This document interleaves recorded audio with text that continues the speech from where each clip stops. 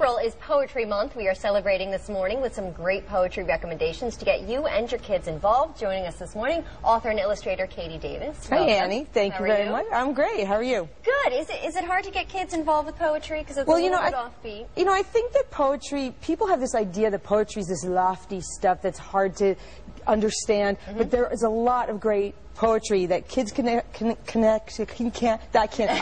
but I can't speak, that kids can connect to, and their parents or the adults in their lives. And it can be much more creative than some other absolutely. things. And not only that, it's really fun to give them a shot to try. I mean, I know a lot of people, children's writers, who are blogging this month writing a poem a day, which is, but they're doing fun stuff. I mean, there's haiku, there's, poetry wouldn't be such an international thing if there wasn't something that people didn't connect to. So in my effort to get people to connect to it more, I've brought these 3 books. Great.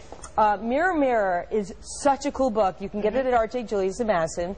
And in fact, they turned me on to it. I'm going to read you a poem from it. It's poetry.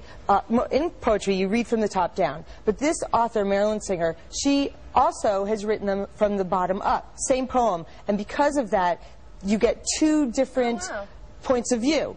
That's an interesting idea. It's so cool. And what she's done is she has done these through fairy tales. So, which is great because then you've got different characters with the 2 points of view. Okay. So, see if these guys can get it, because also the art is amazing. This is based on Little Red Riding Hood, and if you can see the art, the wolf is here and then turns into the trees, and here's Little Red Riding Hood, and it's called In the Hood. So the first is from Little Red Riding Hood's point of view, and the second is from the wolf's point of view. So, in my hood, skipping through the wood, carrying a basket, picking berries to eat, juicy and sweet, what a treat. But a girl mustn't dawdle, after all, Grandma's waiting. And now from the wolf's point of view, after all, Grandma's waiting, mustn't dawdle, but a girl, what a treat.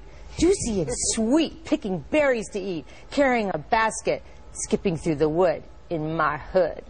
So, I love that, the double meaning. Okay, let's move on so we can get to all of this. Next we have Oops by Alan Katz. Alan Katz is always funny, and this book is hysterical, and this is what I'm saying about accessible poetry. Get a kid starting to read this. I mean, there are gross out jokes. You'll excuse the expression, let's see, passing gas jokes. There are all kinds of things. For young boys. Oh, fantastic.